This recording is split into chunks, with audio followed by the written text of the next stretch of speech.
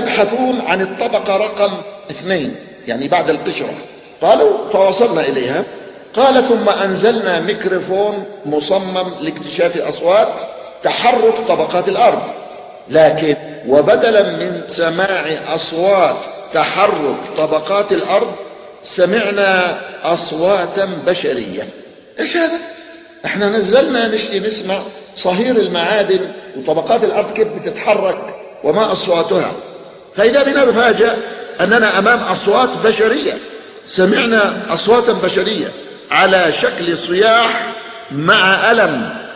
في البداية كنا نعتقد أنها أصوات ناتجة من الآلات، ولكن بعد عمل بعض الضبط للأجهزة اتضح أن ما نسمعه هو عبارة عن صراخ لملايين البشر. البعض ممن استمع لهذا الشريط يقول بأن الأصوات الموجودة في الشريط هي أصوات أزيز وصفير الحرارة العالية للصخور وغيرها في باطن الأرض. هل هي كذلك؟ يقول احنا بنقول هذه أصوات بشرية تصرخ من الآلام، لكن بعض الناس الذين سمعوا معنا الشريط قالوا هذه أصوات أزيز وصفير الحرارة العالية للصخور وغيرها في باطن الأرض. هل هي كذلك؟ استمع للشريط واحكم بنفسك.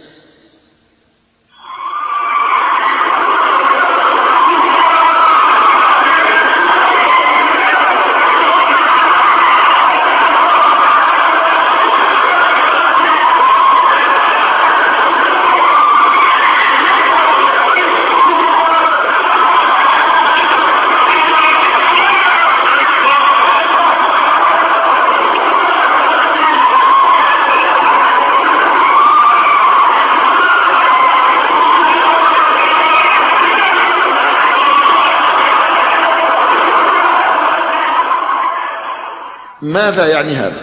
خلاصة هذا الاكتشاف ايش؟ خلاصته أن نارا تحت قشرة الأرض، يعني قشرة الأرض يوجد تحتها نار. هذه النار تخرج بعض الأحيان في القارات في صورة براكين، حيث تجد ضعف في القشرة الأرضية فتخرج في صورة بركان، ونحن نرى نيران تخرج من البراكين تسيل وصخور منصهرة تسيل في شكل نيران. فهم يقولون نار تحت قشرة الأرض، وسمعوا فيها أصوات ملايين من البشر يعذبون. هذا هو الاكتشاف.